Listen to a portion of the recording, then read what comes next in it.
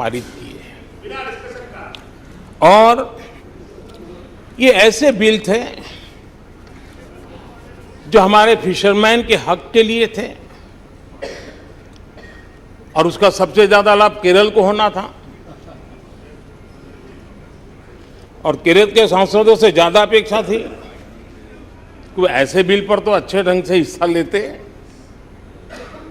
लेकिन राजनीति उन पर ऐसी हावी हो चुकी है कि उनको फिशरमैन की चिंता नहीं है। यहां नेशनल रिसर्च फाउंडेशन का बिल था, देश की युवा शक्ति के आशा आकांक्षाओं के लिए एक नई दिशा देने वाला बिल था। हिंदुस्तान को एक साइंस पावर के रूप में भारत कैसे उभरे, वैश्विक दीर्घदृष्टि के साथ सोचा गया था। उससे भी आपका इतराज। डिजिटल डाटा प्रोटेक्शन बिल, ये बिल अपने आप में देश के युवाओं के जज्बे में जिस बात आज प्रमुखता से है उससे जुड़ा हुआ था। आने वाला समय टेक्नोलॉजी ड्रिवन है। आज डाटा को एक प्रकार से सेकंड ऑयल के रूप में, सेकंड गोल्ड के रूप में माना जाता है। उस पर कितनी गंभीर चर्चा की जरूरत थी, लेकिन राजनीति आपके लिए प्राथमिकता थी। कई ऐसे बिल थे जो गांव के लिए, गरीब के लिए, दलित के लिए, पिछड़ों के लिए, आदिवासी के लिए, उनके कल्याण की चर्चा करने के लिए थे, उनके भविष्य के साथ जुड़े हुए थे। लेकिन इसमें इन्हें कोई रुचि नहीं है। देश की जनता ने जिस काम के लिए उनको यहां भेजा है, उस जनता का भी विश्वासघात किया गया है।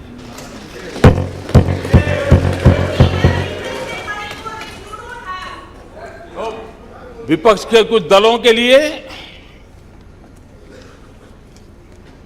उनके आचरण से, उनके व्यवहार से उन्होंने सिद्ध कर दिया है कि देश से ज्यादा उनके लिए दल है, देश से बड़ा दल है, देश से पहले प्राथमिकता दल है।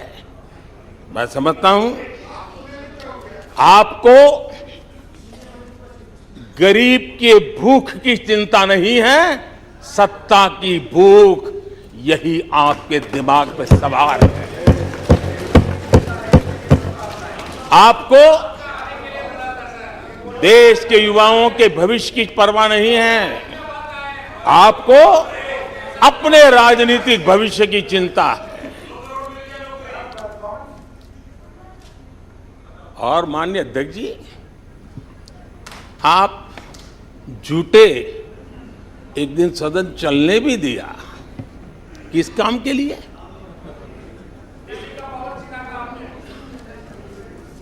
आप झूठे तो अविश्वास प्रस्ताव पर झूठे और अपने कट्टर भ्रष्ट साथी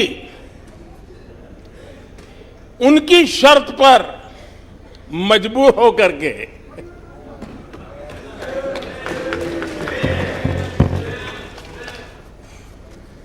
और इस अविश्वास पर प्रस्ताव पर भी आपने कैसी चर्चा की?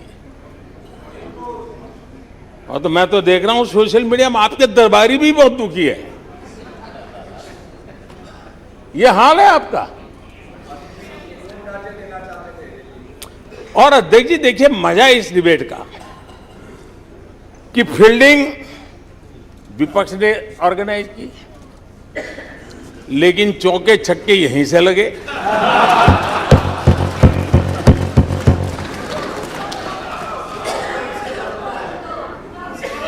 और विपक्ष नो कॉन्फिडेंस मोशन पे नो बॉल पर ही करते आगे चलता जा रहा है। इधर से सेंचुरी हो रही है, उधर से नो बॉल हो रहा है।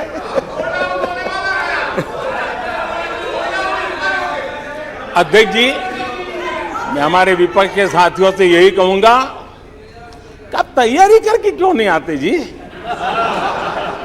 थोड़ी मेहनत कीजिए। और मैंने 5 साल दिया आपको मेहनत करने के लिए। 18 में कहा था कि 23 में आप आना, जरूर आना। 5 साल भी नहीं कर पाए आप लोग। क्या हाल है आप लोगों का, क्या दारिद्र्य है।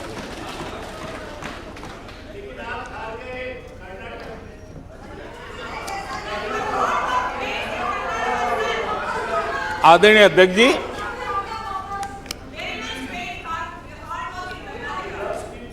विपक्ष के हमारे साथियों को दिखास की, छपास की बहुत इच्छा रहती हो, पर स्वाभाविक है। लेकिन आप ये मत भूलिए कि देश भी आपको देख रहा है। आपके एक एक शब्द को देश गौर से सुन रहा है। लेकिन हर बार देश को आपने निराशा के सिवाय कुछ नहीं दिया है। और विपक्ष के रवैये पर भी मैं कहूंगा, जिनके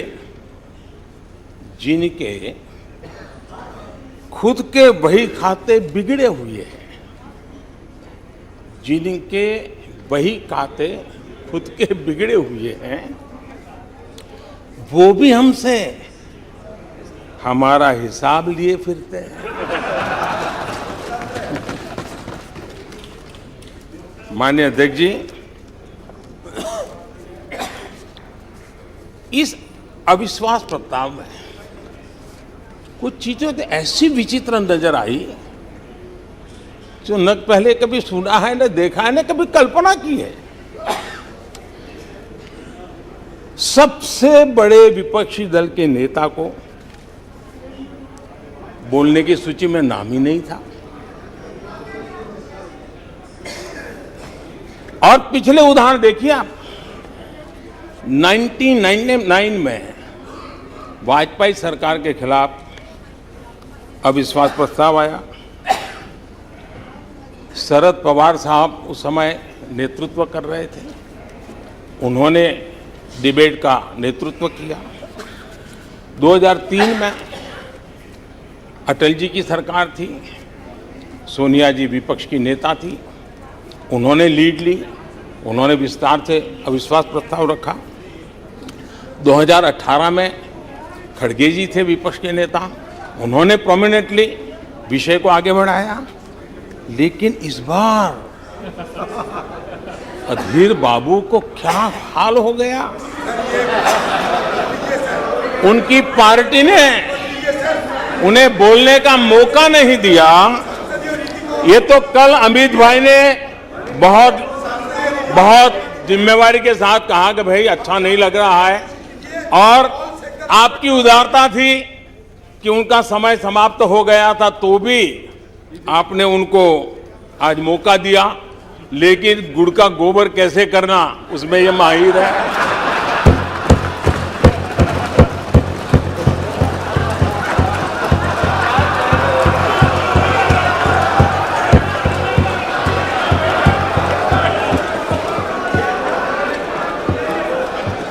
मैं नहीं जानता हूं कि आखिर आपकी मजबूरी क्या है। क्यों अधीर बाबू को दरकिनारे कर दिया गया? पता नहीं कलकत्ता से कोई फोन आया हो।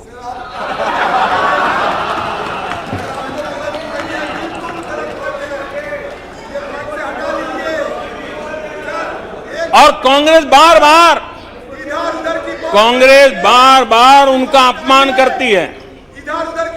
कभी चुनावों के नाम पर उन्हें अस्थायी रूप से फ्लोर लीडर से हटा देते हैं। बिट्टू जी,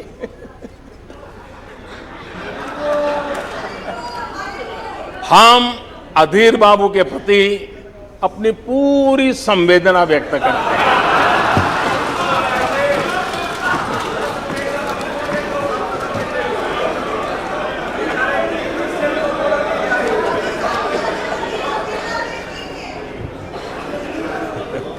सूरज जी जरा जोर से हंस लीजिए।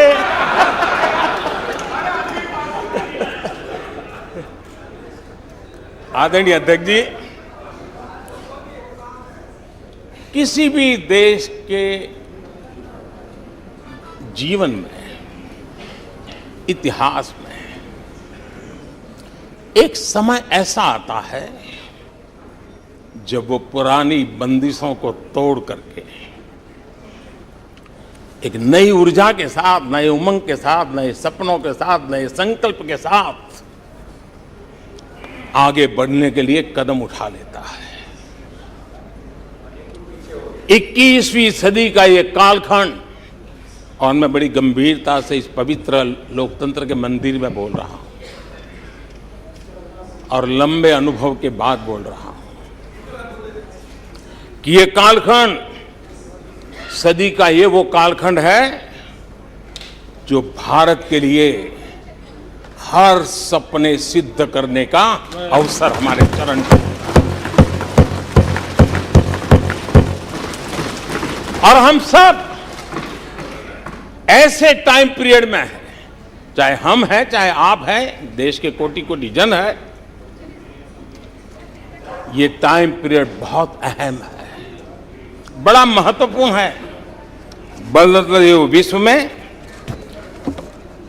और मैं इन शब्दों को भी बड़े विश्वास से कहना चाहता हूं कि ये कालखंड जो घड़ेगा उसका प्रभाव इस देश पर आने वाले 1000 साल तक रहने वाला है। 140 करोड़ देशवासियों का पुरुषार्थ इस कालखंड में अपने पराक्रम से, अपने पुरुषार्थ से, अपनी शक्ति से, अपने सामर्थ्य से जो करेगा वो आने वाले 1000 साल की मजबूत नींव रखने वाला है। और इसलिए इस कालखंड में हम सबका बहुत बड़ा दायित्व है, बहुत बड़ी जिम्मेवारी है हमारी।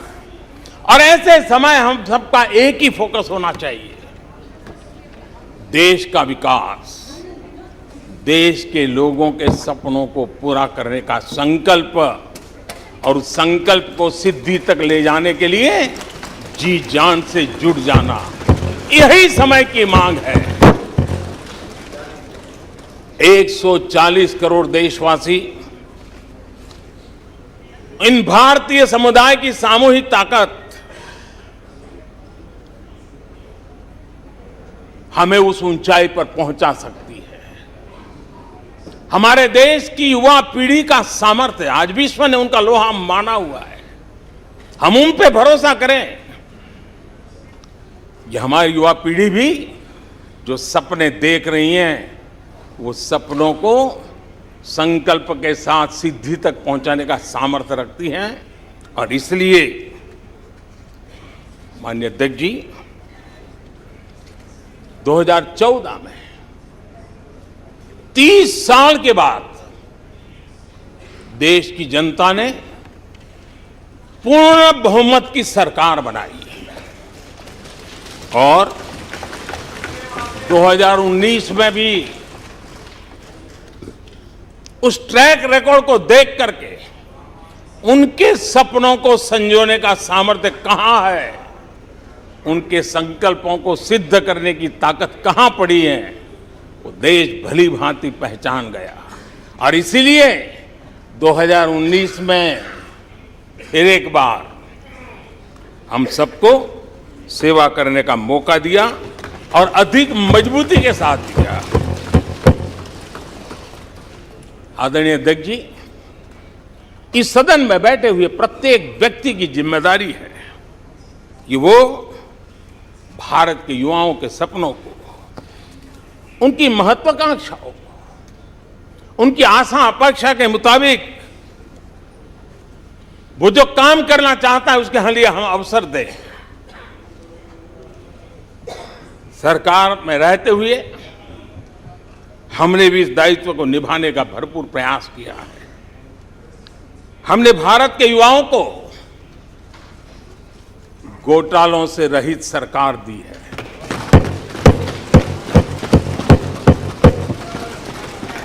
हमने भारत के युवाओं को, आज के हमारे प्रोफेशनल्स को खुले आसमान में उड़ने के लिए हौसला दिया है, अवसर दिया है।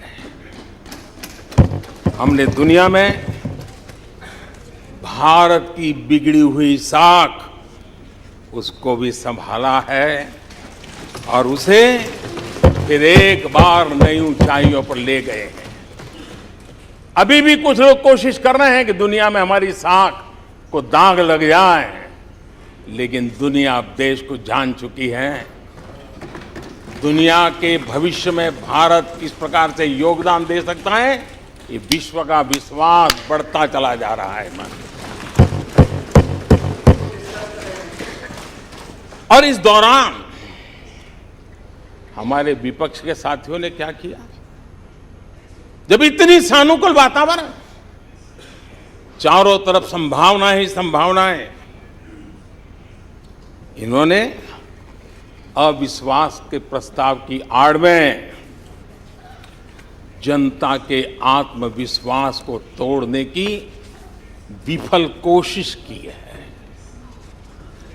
आज भारत के युवा रिकॉर्ड संख्या में नए स्टार्टअप लेकर के दुनिया को चकित कर रहे हैं। आज भारत में रिकॉर्ड विदेशी निवेश आ रहा है।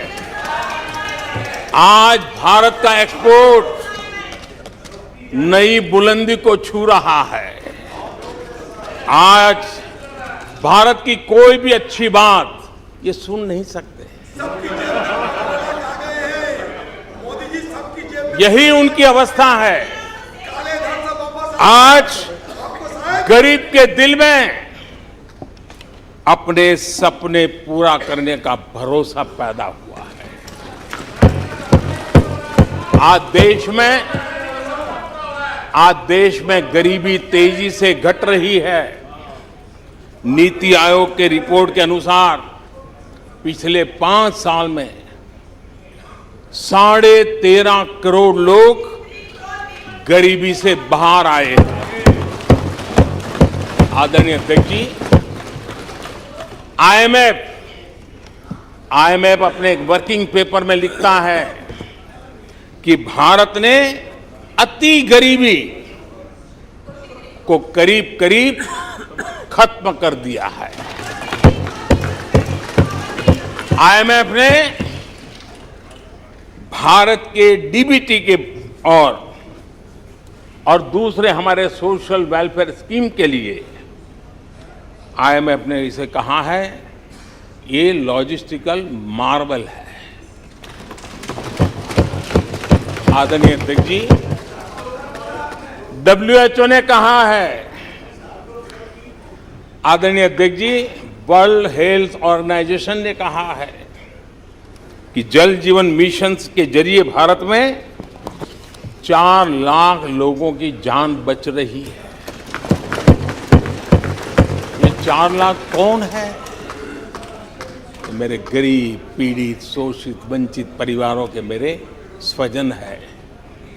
हमारे परिवार के निचले तबके में जिंदगी गुजारने के लिए जो मजबूर हुए, उनके जन हैं। ऐसे 4 लाख लोगों की जान बचने की बात WHO कह रहा है। माननीय अध्यक्ष जी, WHO स्वच्छ भारत अभियान का एनालिसिस करके के कहता है कि स्वच्छ भारत अभियान से 3 लाख लोगों को मरने से बचाया गया है।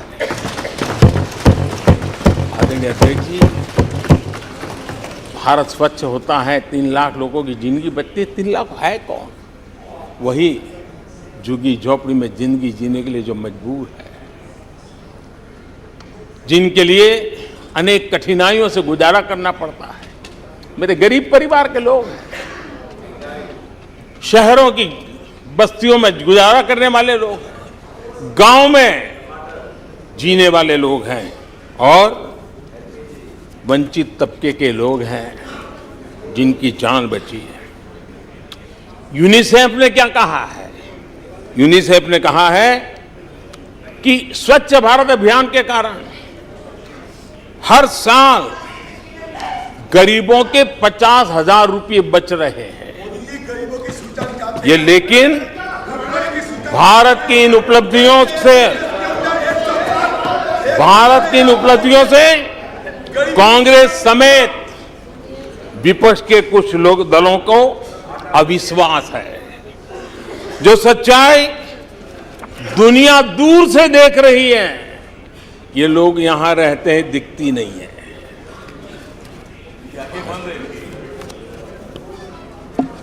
आदरणीय अध्यक्ष जी, अविश्वास और घमंड इनकी रगों में रस बस गया है। वे जनता के विश्वास को कभी देख नहीं पाते हैं। अब ये जो शुतुरमुर्ग अप्रोच है, इसके लिए तो देश क्या कर सकता है। आदरणीय अध्यक्ष जी, जो पुरानी सोच वाले लोग रहते हैं, मैं उस सोच से सहमत नहीं हूं, लेकिन वो कहते हैं कि देखो भाई, जब कुछ शुभ होता है, कुछ मंगल होता है, घर में भी कोई अच्छा होता है, बच्चे भी कोई अच्छे कपड़े पहनता है, जरा साफ सुथरा होता है, तो काला टीका लगा देते हैं। आज देश का जो मंगल हो रहा है चारों तरफ, देश की जो चारों तरफ वाहवाही हो रही है, देश का जो जय जयकार हो रहा है, तो मैं आपका धन्यवाद करता हूं कि काले टीके के रूप में काले कपड़े में आकर के सदन में आकर के आपने इस मंगल को भी सुरक्षित करने का काम किया है। इसके लिए भी मैं आपका धन्यवाद करता हूं।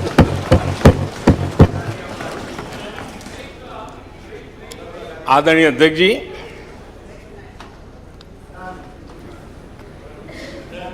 पिछले 3 दिन से भी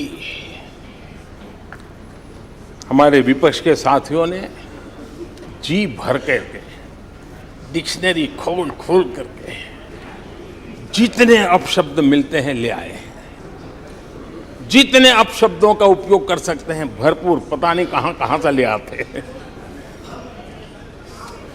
लेकिन अच्छा है, थोड़ा मन का गुबार उनका निकल गया होगा, थोड़ा मन हल्का हुआ होगा, इतने अपशब्द बोल लिए हैं तो। और वैसे तो लोग मुझे दिन रात कोसते रहते हैं, उनकी ये फितरत है। और उनके लिए तो सबसे प्रिय नारा क्या है? मोदी तेरी कब्र खुदेगी। मोदी तेरी कब्र खुदेगी।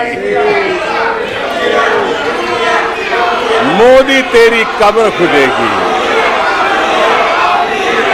ये इनकी पसंदीदा नारा है। लेकिन मेरे लिए इनकी ये गालियां, ये अपशब्द, ये अलोकतांत्रिक भाषा, मैं उसका भी टॉनिक बना देता हूं।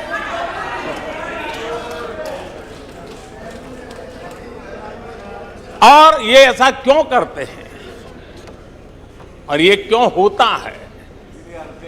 आज मैं सदन में कुछ सीक्रेट बताना चाहता हूं। मेरा पक्का विश्वास हो गया है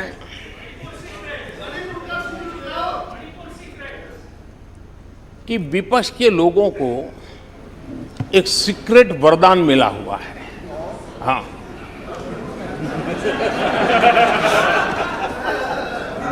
सीक्रेट वरदान मिला हुआ है जी। और वरदान ये कि ये लोग जिसका बुरा चाहेंगे उसका भलाई ही होगा।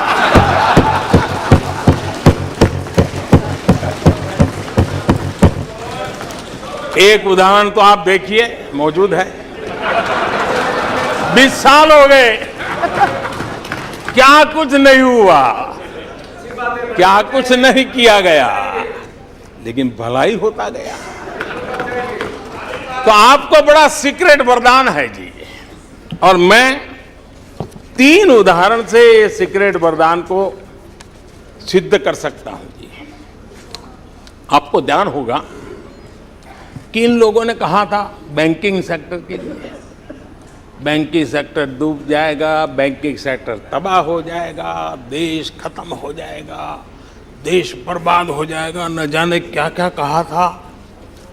और बड़े बड़े विद्वानों को विदेशों से ले आते थे, उनसे कहलवाते थे, ताकि उनकी बात कोई न माने तो शायद उनकी मान ले। हमारे बैंकों की सेहत को लेकर के भांति भांति की निराशा, अफवाह फैलाने का काम इन्होंने पुरजोश किया। और जब इन्होंने बुरा चाहा बैंकों का, तो हुआ क्या? हमारी public sector banks net profit 2 गुने से ज्यादा हो गया। इन लोगों ने फोन बैंकिंग घोटाले की बात, इसके कारण देश को एनपीए के गंभीर संकट में डुबो दिया था। बीते दिनों की बात हो रही है, लेकिन आज जो उन्होंने एनपीए का अंबर लगा के गए थे, उसको भी पार कर करके हम एक नई ताकत के साथ निकल चुके हैं। और आज सुबह निर्मला जी ने विस्तार से बताया है कि कितना प्रॉफिट हुआ है। दूसरा उदाहरण,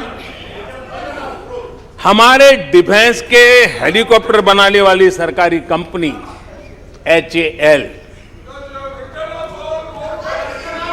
ये HAL को लेकर के कितनी भली बुरी बातें इन्होंने करी थी। क्या कुछ नहीं कहा गया था HAL के लिए, और इसका दुनिया पे बहुत नुकसान करने वाली भाषा का प्रयोग किया गया था।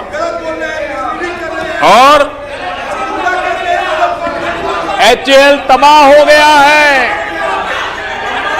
HAL खत्म हो गया है, भारत की डिफेंस इंडस्ट्री खत्म हो चुकी है।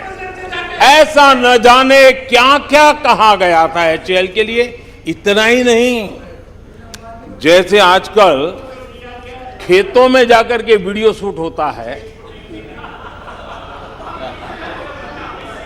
मालूम है ना? हाँ?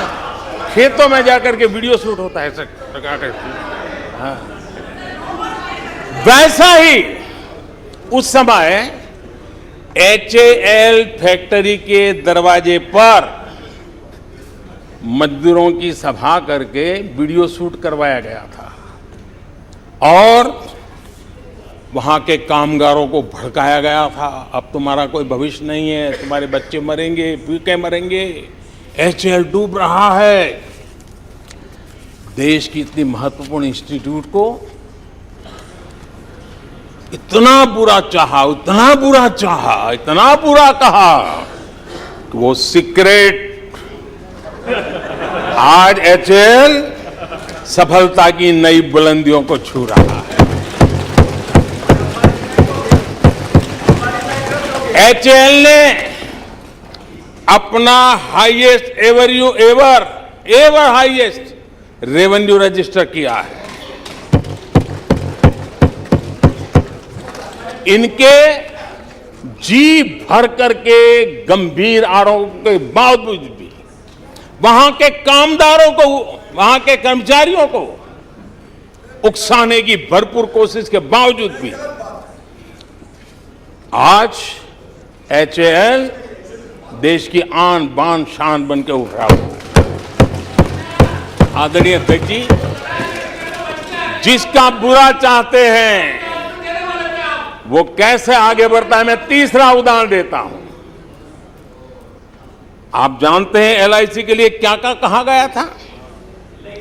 LIC बर्बाद हो गई, गरीबों के पैसे डूब रहे हैं, गरीब कहां जाएगा, बेचारे ने बड़ी मेहनत से LIC में पैसा डाला है। क्या कहें, जितनी उनकी कल्पना शक्ति थी, जितने उनके दरबारियों ने कागज पकड़ा दिए थे, सारे बोल लेते थे, वो सारे बोल लेते थे। लेकिन आज LIC लगातार मजबूत हो रही है।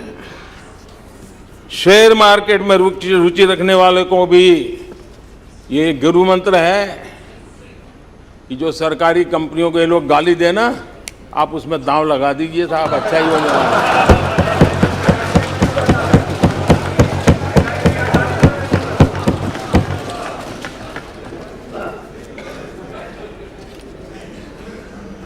आदरणीय अध्यक्ष जी, ये लोग देश की जिन संस्थाओं की मृत्यु की घोषणा करते हैं, उन संस्थाओं का भाग्य चमक जाता है।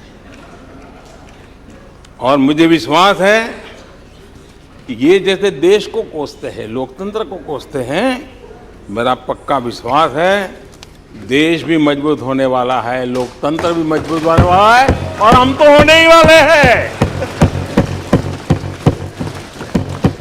आदरणीय अध्यक्ष जी, ये वो लोग हैं जिन्हें देश के सामर्थ्य पर विश्वास नहीं।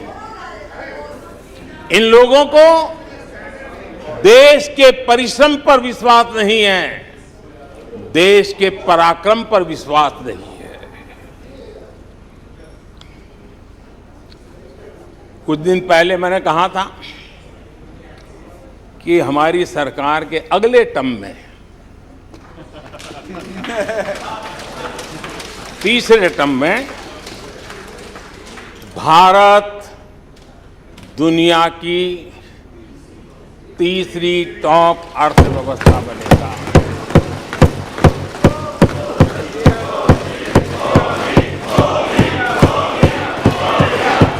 आदरणीय अध्यक्ष जी, आदरणीय अध्यक्ष जी, अब देश के भविष्य पर थोड़ा सा भी भरोसा होता जब हम ये क्लेम करते हैं कि हम आने वाले 5 साल में, नए तीसरे टर्म में, हम देश की इकोनॉमी को तीसरे पर लाएंगे। तो एक जिम्मेवार विपक्ष क्या करता? वो सवाल पूछता, अच्छा भाई बताओ, निर्मला जी बताओ कैसे करने वाले हो, अच्छा मोदी जी बताओ कैसे करने वाले हो, आपका रोड मैप बताओ। ऐसा करते। अब ये भी मुझे सिखाना पड़ रहा है। लेकिन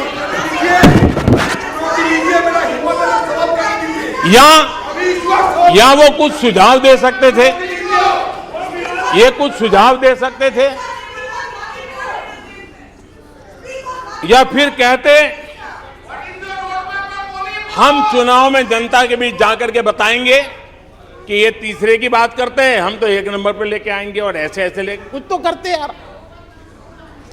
लेकिन हमारे विपक्ष की त्रासदी ये है, और उनके राजनीतिक विमर्श पर गौर कीजिए। कांग्रेस के लोग क्या कह रहे हैं? अब देखिए कितना कल्पना दारिद्र्य है। इतने सालों तक सत्ता में रहने के बाद भी क्या अनुभवताहीन बातें सुनने को मिल रही है जी। क्या कहते हैं ये कहते हैं इस लक्ष्य तक पहुंचने कुछ करने की जरूरत नहीं, ऐसे ही होने वाला है तीसरे नंबर पे। बताओ, मुझे लगता है कि इसी सोच के कारण वो सोते रहे इतने सालों तक, तो अपने आप होने वाला है। वो कहते हैं बिना कुछ किए तीसरे पहुंच जाएंगे, और कांग्रेस की माने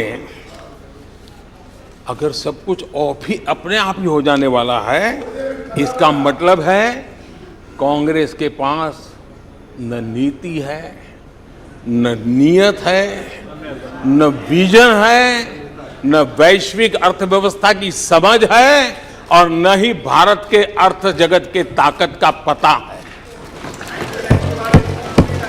और इसलिए सोए सोए तब हो जाएगा, यही एक आदरणीय अध्यक्ष जी, यह वजह है कि कांग्रेस के शासन में भारत गरीबी और गरीबी को बढ़ाता गया। 1991 में देश कंगाल होने की स्थिति में था। कांग्रेस के शासनकाल में अर्थव्यवस्था दुनिया के क्रम में 10, 11, 12 इसके बीच में झोले खाती थी, झूलती रही थी।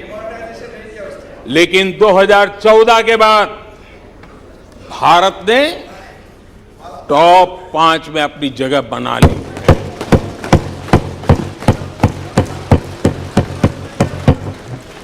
कांग्रेस के लोगों को लगता होगा कि ये कोई जादू से लकड़ी से हुआ है, लेकिन मैं आज सदन को बताना चाहता हूं माननीय अध्यक्ष, रिफॉर्म, परफॉर्म एंड ट्रांसफॉर्म एक निश्चित आयोजन, प्लानिंग और कठोर परिश्रम की पराकाष्ठा, और इसी की वजह से आज देश इस मुकाम पर पहुंचा है। और ये प्लानिंग और परिश्रम की निरंतरता बनी रहेगी। आवश्यकता अनुसार उसमें नए रिफॉर्म होंगे और परफॉर्मेंस के लिए पूरी तरह ताकत को लगाया जाएगा, और परिणाम ये होगी कि हम तीसरे नंबर पर पहुंच के रहेंगे। आदरणीय अध्यक्ष जी, देश का विश्वास मैं शब्दों में भी प्रकट करना चाहता हूं, और देश का विश्वास है कि 2028 में आप जब अविश्वास प्रस्ताव लेके आएंगे, तब ये देश पहले 3 में होगा। ये देश का विश्वास है।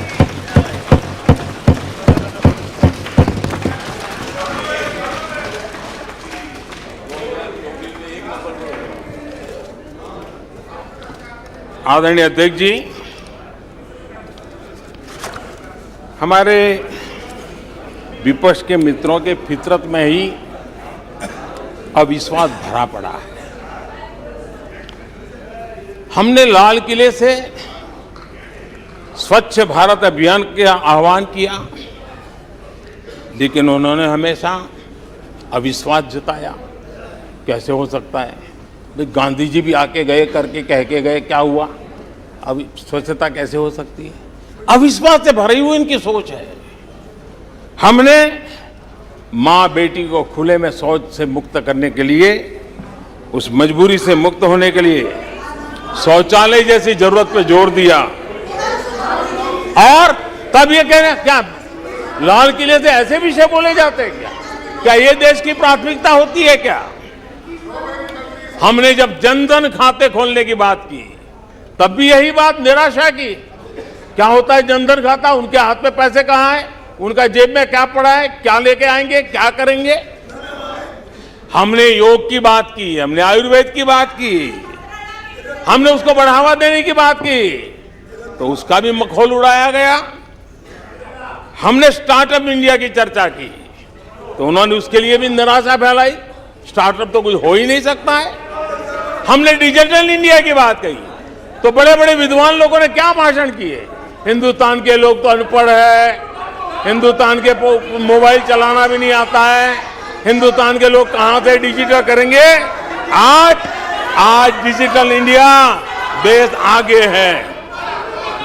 हमने मेक इन इंडिया की बात कही, जहां गए वहां मेक इन इंडिया का मजाक उड़ाया, जहां गए वहां मेक इन इंडिया का मजाक उड़ाया। आदरणीय अध्यक्ष जी,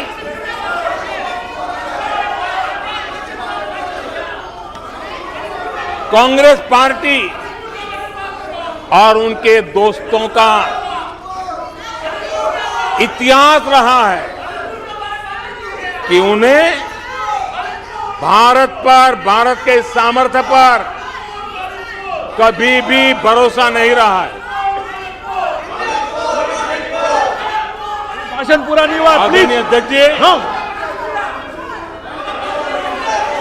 और ये विश्वास किस पर करते थे? मैं जरा आज सदन को याद दिलाना चाहता हूं। पाकिस्तान सीमा पर हमले करता था, हमारे यहाँ आए दिन आतंकवादी भेजा जाता था और उसके बाद पाकिस्तान हाथ ऊपर करके मुकर जाता था, भाग जाता था, बोले हमारी तो कोई जिम्मेवारी नहीं है, कोई जिम्मा लेने को तैयार नहीं होता था। और इनका पाकिस्तान से ऐसा प्रेम था कि वो तुरंत पाकिस्तान की बातों पर विश्वास कर लेते थे। पाकिस्तान कहता था कि आतंकी हमले होते रहेंगे और बातचीत भी होती रहेगी। इन्हें यहां तक कहते भाई पाकिस्तान कह रहा है तो सही कहता होगा, ये इनकी सोच रही है।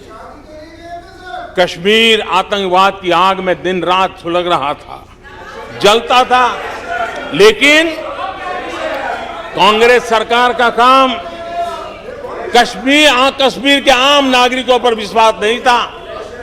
वे विश्वास करते थे हुर्रियत पर, वे विश्वास करते थे अलगाववादियों के पर, वे विश्वास उन लोगों पर करते थे जो पाकिस्तान का झंडा लेकर के चलते थे। भारत ने आतंकवाद पर सर्जिकल स्ट्राइक किया, भारत ने एयर स्ट्राइक किया। इनको भारत की सेना पर भरोसा नहीं था, उनको दुश्मन के दावों पर भरोसा था। ये इनकी प्रवृत्ति थी।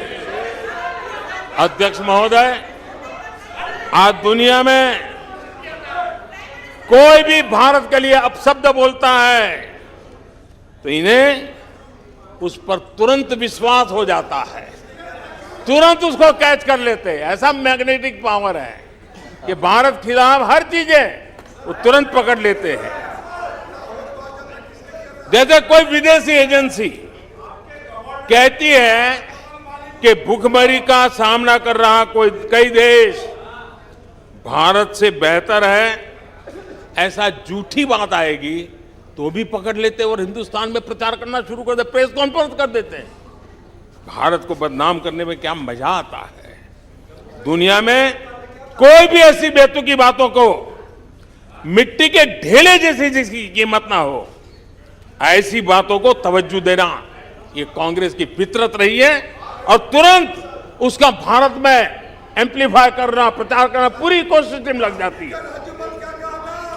कोरोना में की महामारी आई, भारत के वैज्ञानिकों ने मेड इन इंडिया वैक्सीन बनाया। उन्हें भारत के वैक्सीन पर भरोसा नहीं, उनको भारत के वैक्सीन पर भरोसा नहीं, विदेशी वैक्सीन पर भरोसा, ये इनकी सोच रही। आदरणीय अध्यक्ष जी,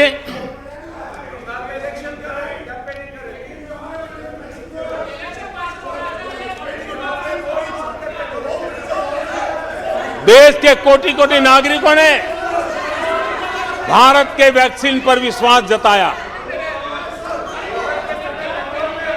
इनको भारत के सामर्थ्य पर विश्वास नहीं है, इनको भारत के लोगों पर विश्वास नहीं है। लेकिन इस सदन को मैं बताना चाहता हूं, इस देश का भी, भारत के लोगों का कांग्रेस के प्रति नो कॉन्फिडेंस का भाव बहुत गहरा है। कांग्रेस के प्रति नो कॉन्फिडेंस का भाव बहुत गहरा है भारत के लोगों में। कांग्रेस अपने घमंड से इतनी चूर हो गई है, इतनी भर गई है कि उसको जमीन दिखाई तक देती नहीं है। आदरणीय अध्यक्ष जी, देश के कई हिस्सों में कांग्रेस को जीत दर्ज करने में अनेक दशक लग गए हैं। तमिलनाडु में कांग्रेस की आखिरी बार 1962 में जीत हुई थी। 61 वर्षों से तमिलनाडु के लोग कह रहे हैं कांग्रेस नो कॉन्फिडेंस। तमिलनाडु के लोग कह रहे हैं कांग्रेस पश्चिम बंगाल में उन्हें आखिरी बार जीत 1972 में मिली थी। पश्चिम बंगाल के लोग 51 सालों से कह रहे हैं कांग्रेस कांग्रेस। उत्तर प्रदेश और बिहार और गुजरात कांग्रेस आखिरी 1985 में जीती थी। पिछले 38 वर्षों से वहां के लोगों ने कांग्रेस को कहा है, वहां के लोगों ने कांग्रेस को कहा है। त्रिपुरा में उन्हें आखिरी बार 1988 में जीत मिली थी। 35 वर्षों से त्रिपुरा के लोग कांग्रेस को कह रहे हैं कांग्रेस कांग्रेस। ओडिशा में कांग्रेस को आखिरी बार 1995 में जीत नसीब हुई थी। यानी ओडिशा में भी 28 वर्षों से कांग्रेस को एक ही जवाब दे रहा है। उड़ीसा कह रहा है नो कॉन्फिडेंस कांग्रेस। माननीय प्रधानमंत्री जी, नागालैंड में सभा की अनुमति हो तो सभा की कार्रवाई इस विषय की समाप्ति तक बढ़ाई जाती है। माननीय सदस्यगण, मैंने पहले भी आग्रह किया था कि नारेबाजी नहीं करेंगे और आप सबने सहमति दी थी। नारेबाजी नहीं करेंगे, न इधर से करेंगे ना उधर से करेंगे, नहीं करेंगे दोनों तरफ से नारेबाजी। दो इधर से भी नहीं करेंगे उधर से भी नारेबाजी। प्लीज, आपने खुद ने व्यवस्था दी थी, नारेबाजी नहीं करेंगे सदन में, नहीं करने किधर से भी नहीं करेंगे। माननीय प्रधानमंत्री जी,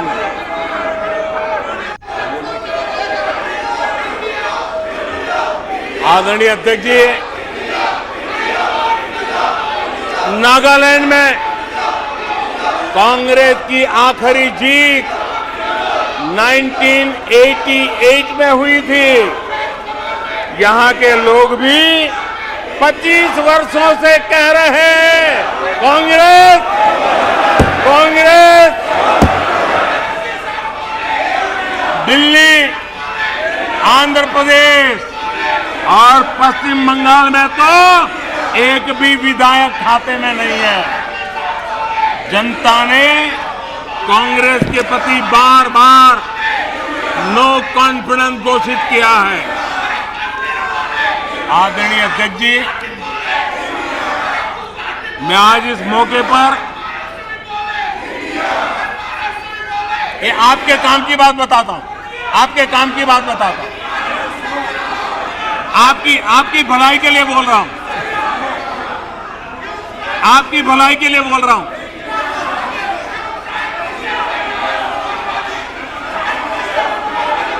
आप थक जाएंगे, आप लोग थक जाएंगे। मैं आपकी भलाई की बात बताता हूं। मैं आज इस मौके पर हमारे विपक्ष के साथियों के प्रति अपनी संवेदना भी व्यक्त करना चाहता हूं। कुछ ही दिन पहले बेंगलुरु में आपने मिलजुल कर करीब करीब 1.5-2 दशक पुराने यूपीए का क्रियाकर्म किया है, उसका अंतिम संस्कार किया है। लोकतांत्रिक व्यवहार के मुताबिक मुझे तभी आपको सहानुभूति जरूर व्यक्त करनी चाहिए थी, संवेदना व्यक्त करनी चाहिए थी, लेकिन देरी में मेरा कसूर नहीं है, देरी में मेरा कसूर नहीं है, क्योंकि आप खुद ही एक और यूपीए का क्रियाकर्म कर रहे थे और दूसरी ओर जश्न भी मना रहे थे। और जश्न भी किस बात का? खंडहर पर नया प्लास्टर लगाने का। आप जश्न मना रहे थे खंडहर पर नया प्लास्टर लगाने का। आप जश्न मना रहे थे खेल मशीन पर नया पेंट लगाने का। दशकों पुरानी खटारा गाड़ी को इलेक्ट्रिक व्हीकल दिखाने के लिए आपने इतना बड़ा मजमा लगाया था। और मजेदार ये कि मजमा खत्म होने से पहले ही उसका क्रेडिट लेने के लिए आप में सिर फुटबॉल शुरू हो गई। मैं हैरान था कि ये गठबंधन लेकर आप जनता के बीच जाएंगे। मैं विपक्ष के साथियों को कहना चाहता हूं, आप जिसके पीछे चल रहे हो, आप जिसके पीछे चल रहे हो, उसको तो इस देश की जबान, इस देश की संस्कार की समझ ही नहीं बची है। पीढ़ी दर पीढ़ी ये लोग लाल मिर्च और हरी मिर्च का फर्क नहीं समझ पाए।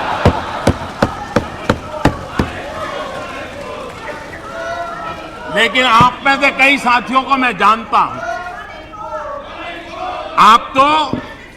आप सब तो भारतीय मानस को जानने वाले लोग, आप लोग भारत के मिजाज को पहचानने वाले लोग हैं। वेश बदलकर धोखा देने की कोशिश करने वालों की हकीकत सामने आ ही जाती है। जिन्हें सिर्फ नाम का सहारा है, जिन्हें सिर्फ नाम का सहारा है, उन्हीं के लिए कहा गया है, दूर युद्ध से भागते, दूर युद्ध से भागते, नाम रखा रणधीर।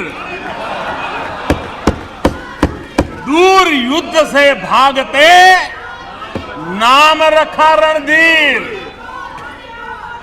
भाग्य चंद की आज तक, भाग्य चंद की आज तक सोई है तकदीर। भाग्य चंद की आज तक सोई है तकदीर। आदरणीय अध्यक्ष जी,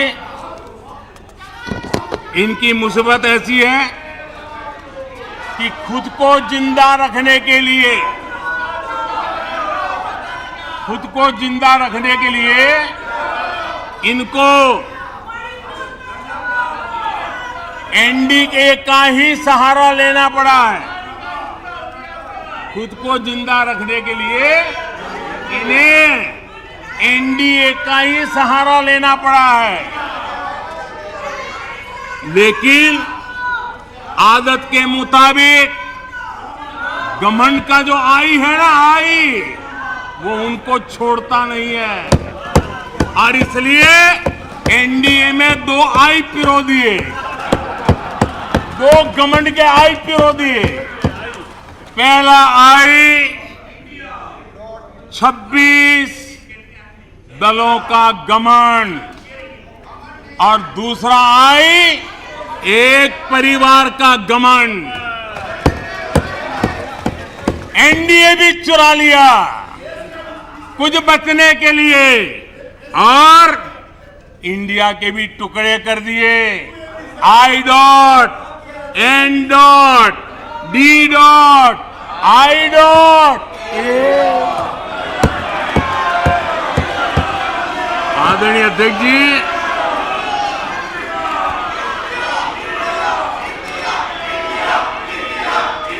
जरा हमारे डीएमके के भाई सुन ले, जरा कांग्रेस के लोग भी सुन ले।